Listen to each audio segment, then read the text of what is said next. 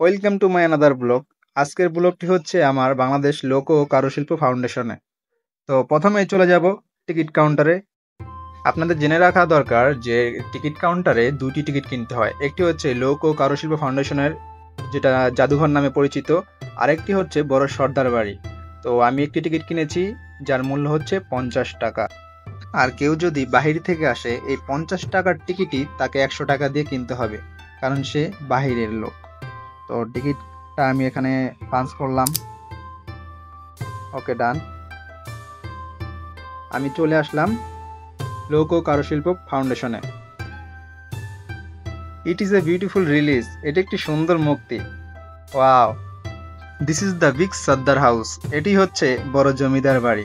আমি নেক্সট ভিডিওতে বাড়িটি আপনাদের সুন্দর করে দেখাবো।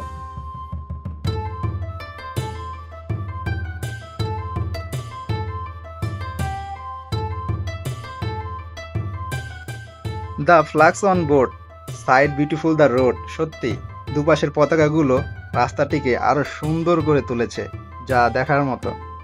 এটি হচ্ছে লোক ও কারুশিল্প ফাউন্ডেশন, যেটিকে জাদুঘর নামেই সোনার গায়ের মানুষ খুব সম্মান দেয়। এমনকি এটি হচ্ছে জাদুঘর, এর ভিতরেই সুরক্ষিত রেখেছে পুরানো সেই জিনিসগুলো। ফাউন্ডেশনটি 1975 সালের জুলাই প্রতিষ্ঠিত হয়েছিল। সংসদে বাংলাদেশ লোক ও কারুশিল্প ফাউন্ডেশনের বিধির মাধ্যমে একটি সংশোধন করা হয়। সংস্কৃতি বিষয়ক মন্ত্রণালয়ের অধীনে এটি চলে। এর উদ্যোগে লোক ও শিল্প উদযাপনে 1 মাস ব্যাপী দীর্ঘ মেলা বসে। এটি বাংলা নববর্ষের মেলার আয়োজন করে। এখানে তুলে ধরা হয়েছে গ্রাম বাংলার মানুষজনের সে ঐতিহ্য। স্মল ওল্ড ওল্ডিং হাউস, এটি প্রাচীন কাঠের ছোট বাড়ি। কত সুন্দর করে বানিয়েছে। হোয়াট ইট রিলি ইজ, এটি আসলে কি বুঝতে পারছি না। মেকআপ বক্স, এটিকে নাচানোর মতো কিছুই নেই। এগুলো সব জাদুঘরের ভিতরে রেখেছে, যে প্রাচীন জিনিসগুলো, মানে গ্রাম বাংলার ঐতিহ্য এখানে যত্ন সহকারে রেখেছে। যে একটা সময় আসলে আসবে যখন গ্রাম বাংলার ঐতিহ্য, মানে গ্রাম বাংলাটা কি সেটাই মানুষ ভুলে যাবে। এখন বর্তমান যে আপডেট শহর হয়ে গিয়েছে, তো গ্রাম বাংলা তো সবাই মনে করে যে গ্রাম বাংলা আসলে খ্যাত, কিন্তু আসলে মানুষের শিকড়ই গ্রাম বাংলা। অনেক সুন্দর সুন্দর জিনিসগুলো এখানে রাখা হয়েছে, আসলে খুব ভালো লাগছে। কত সুন্দর সুন্দর ছোট ছোট মূর্তি, চিত্র। বাহ, এটি একটু সুন্দর জিনিস, এটিকে সবাই চিনবে। এখানে অনেক সুন্দর সুন্দর জিনিস আছে, আসলে মানে পুরনো আমলের অনেক জিনিসগুলো আছে। এটা এরকম না যে অনেক বছর আগের জিনিস, এরকমটা না। এখানে আসলে অনেক বছর আগের জিনিসগুলোই নির্দেশন হিসাবে এখানে রেখেছে, নির্দেশনা হিসাবে, যে মানুষ এগুলো দেখলে বুঝতে পারবে যে গ্রাম বাংলার ঐতিহ্য।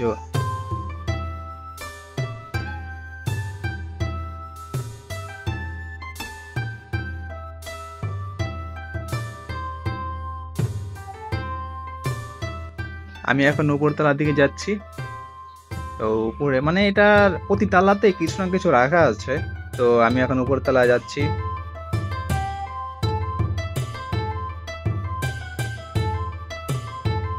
নাইস তো বলতেই হবে। এই সব দেখতেই খুব ভালো লাগে, যাই বলেন না কেন, এইগুলো দেখতেই খুব ভালো লাগে। যাই বলেন না কেন, they are beautiful things to see here.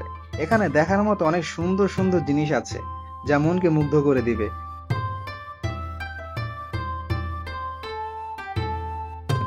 এখানে অনেক সুন্দর সুন্দর জিনিস আছে, মানে পাত্র, পুরনো পুরনো আমলের পাত্রগুলো।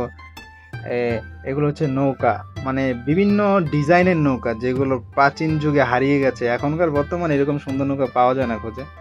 এই যে জুতো, তারপরে বিভিন্ন জিনিস, মানে বিলুপ্ত হয়ে যাওয়া জিনিসগুলো যেগুলো এখন বর্তমানে সচরাচর আমরা দেখতে পাই না, জাদুঘর ছাড়া কোথাও দেখাই যায় না। জাদুঘরের ভিতরে এগুলো পাওয়া যায়। এখন বাজারে কি সব চলে বলেন? আপনি আমি কি এগুলো কিনবো না? এগুলো চলে না। এই তো দেখার মতো একটা জিনিস পেয়ে গেছি, পালকি। এই যে এটাই ধরেন না কেন, বিয়ের সময় আগে আমরা পালকিতে নেওয়াটা খুব সম্মানজনক মনে করতাম। এখনকার সময় সম্মানজনক মানুষরাই পালকি থেকে দূরে থাকে। আপডেট জেনারেশন তো, হেলিকপ্টার আসতে পারলে খুব ভালো হতো, তাই না? তো এটাই আমরা সম্মানজনক মনে করি। হারিয়ে গেছে, এগুলো হারিয়ে যাবেও।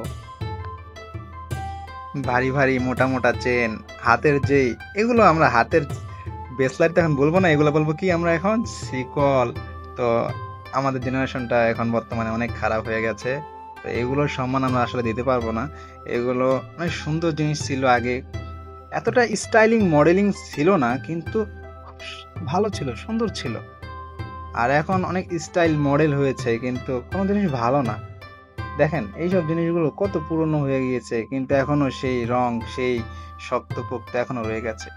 আর আপনি এত দামি জিনিস কেনার পরও সেগুলো ঠিক 2 দিন পরে হারিয়ে যায়, নষ্ট হয়ে যায়, ভেঙে যায়। আমাদের আপডেট জিনিসগুলোই টিকসই হয় না, সত্যি। পিতলের জিনিসগুলো এখন আর বাজারে তেমন পাওয়া যায় না, যদিও পিতলের কিছু পাওয়া যায়, সেগুলো 2 নাম্বার থাকে, কালো হয়ে যায়। যাই হোক, 50 টাকা দিয়ে ঢুকেছি, মনে হচ্ছে লস হয়নি। এখনো তো বাহিরের দৃশ্য দেখলামই না। তো ঠিক জাদুঘরের বাহিরে এরকম একটা সুন্দর একটা কুঁড়ে ঘর আছে, তার ভিতরে কোলা হাড়ি, বিভিন্ন জিনিস আছে যেগুলো গ্রাম বাংলার ঐতিহ্য, লাঙল থেকে শুরু করে কাঁচি, এভরিথিং অনেক সুন্দর লাগছে। মানে এই ঘরটা আমাকে কেউ দিয়ে দিত, থাকতে পারতাম। যাই হোক, দিবে তো না।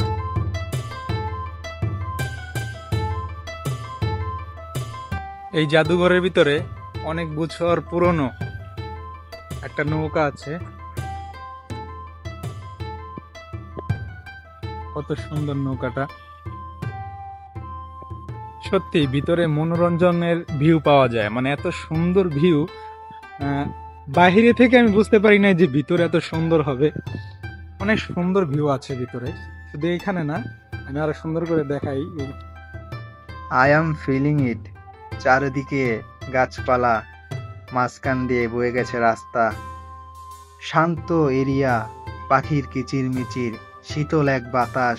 অনুভূতিটা খুব চমৎকার, যা না আসলে বুঝতেই পারতাম না। এখানে চারপাশে এরকম ছোট ছোট খাল বয়ে গেছে, আছে অনেকগুলো পুকুর।